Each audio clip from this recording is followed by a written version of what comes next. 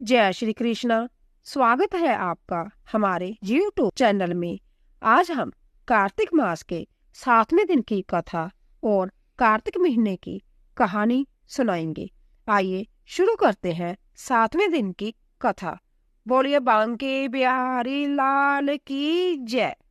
इतनी कथा सुनकर सूत जी से शौनक ऋषि कहने लगे कि हे सूत जी, आप कृपा करके कार्तिक तथा तुलसी का महत्व कहे।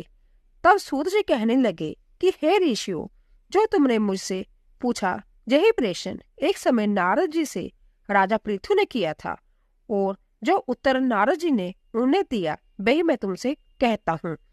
एक समय राजा पृथु नारद से कहने लगे, हे नारद जी, भगवान को तुलसी इतनी अधिक क्यों प्रिय है? आप इसका महत्व कहिए।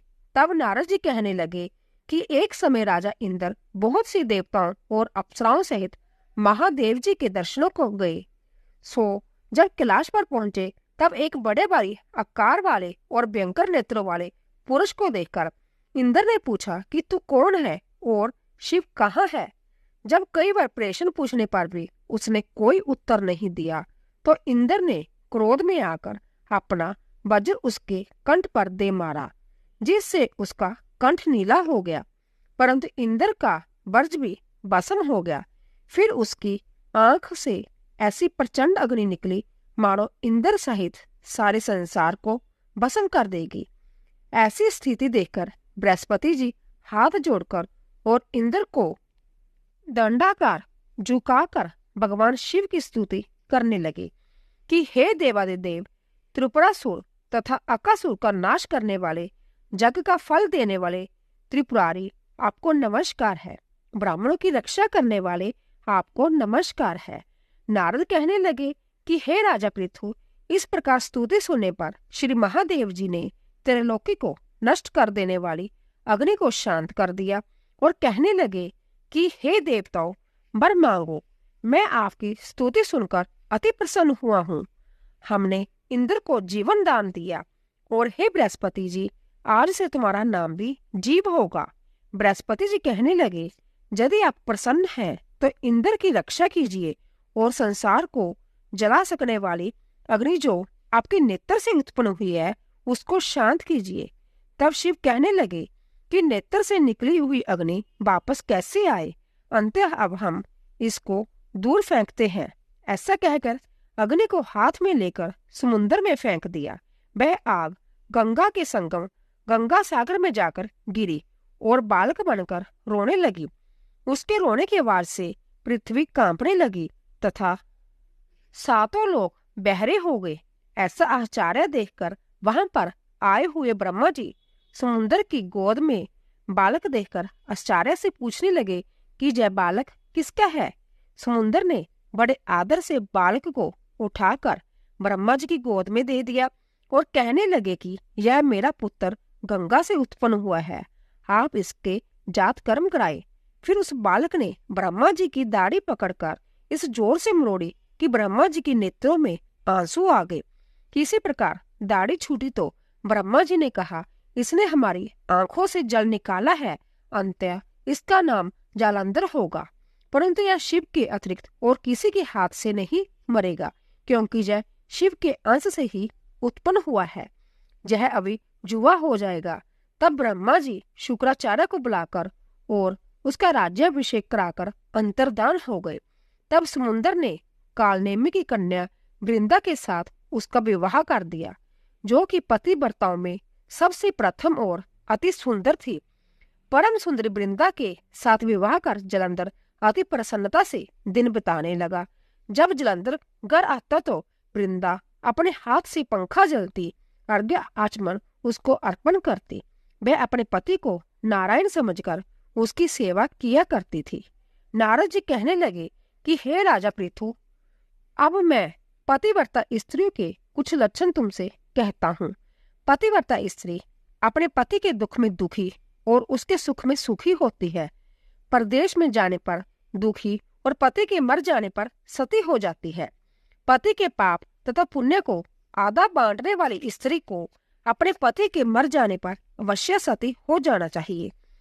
जो स्त्री सती हो जाती है वह अपने पति के साथ अपने शरीर के 3.5 करोड़ रोमों के अनुसार 3.5 करोड़ वर्ष तक अपने पति के साथ स्वर्ग में वास करती है।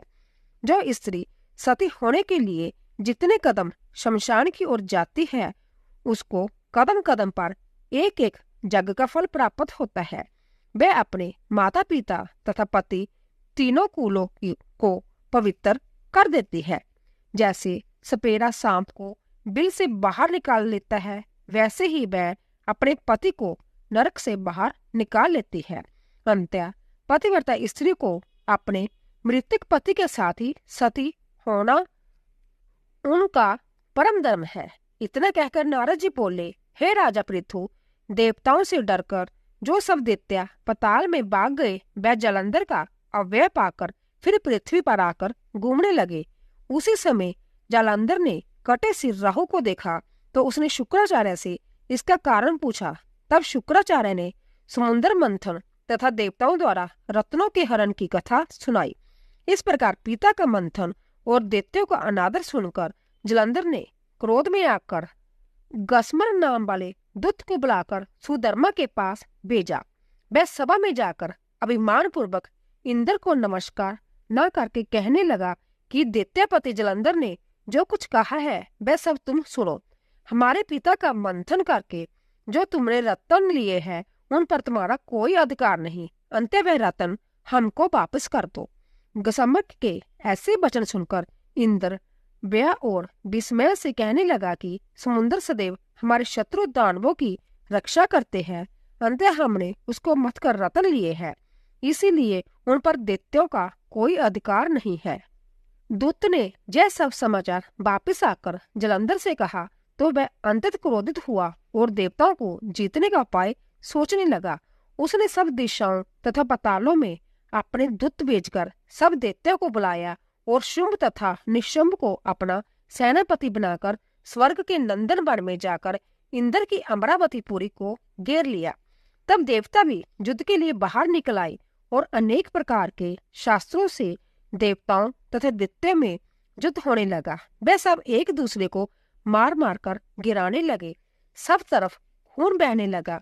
मरकर गिरे हुए घोड़ों और हाथियों से पृथ्वी भर गई। उधर युद्ध में मारे गए दैत्यों को शुक्राचार्य जी अपनी संजीवनी विद्या से जीवित करने लगे। इधर बृहस्पति जी द्रोणाचल की दिव्य अशुद्धियों से देवताओं को जीवित करने लगे। उधर जब देवताओं के जीवित होने का वृतांत दैत्यों ने शुक्राचार्य से जाकर कहा तो जालंधर दैत्यों ने अपने अनुचरों को द्रोणाचल पर्वत को समुद्र में फेंक देने का आदेश दिया। तब दैत्यों ने द्रोणाचल पर्वत को उठाकर समुद्र में फेंक दिया और फिर आकर संग्राम करने लगा। जब देवताओं को जीवित करने के लिए औषधि लेने बृहस्पति जी द्रोणाचल गए तो वहां दिव्य पर्वत को ना देख और देवताओं का दैत्यों के द्वारा निरंतर संहार होते देखकर वह घबरा कर कहने लगे, हे देवताओं, शीघ्र ही जहाँ से भागो। यह दैत्य शंकर के अंश से उत्पन्न हुए हैं। अंत्य वह अब तुमसे नहीं मरेंगे।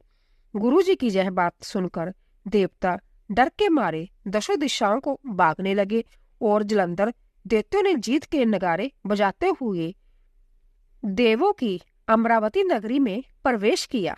सब देवता डर के मारे समेरु पर्वत की गुफाओं में जाकर छिप गए। सब देवों के भाग जाने पर जालंधर इंद्र की पूरी अमरावती को शुंभ निशुंभ के अधिकार में सौंपकर संभ्या देवताओं का पीछा करने के लिए समेरु पर्वत की ओर गया। इंद्र आदि सब देवता जालंधर को फिर आता हुआ देखकर भगवान विष्णु की स्तुति करने लगे। बोले, हे मचकच आदि अनेक रूप धारण करने वाले, भक्तों के दुखों का नाश करने वाले, सारी सृष्टि का पालन तथा संहार करने वाले, शंख चक्र गदा और पद्म को धारण करने वाले, आपको नमस्कार है। लक्ष्मीपति दैत्यों का नाश करने वाले, पीतांबरधारी शरणागतों की रक्षा करने वाले, आपको नमस्कार है। जालंधर दैत्य से दुखित देवताओं के संताप को हरने वाले, सूर्य और चंद्रमा दो नेत्रों वाले, आपको नमस्कार है। नारद कहने लगे कि हे राजा पृथु, जो कोई भगवान की इस संकट नाशक स्तुति को पढ़ता है उसके संकट नाश को प्राप्त हो जाते हैं। भगवान विष्णु देवताओं की स्तुति सुन और उनको दुखी जानकर शीघ्रता से उठ गरुड़ पर सवार होकर जाने लगे।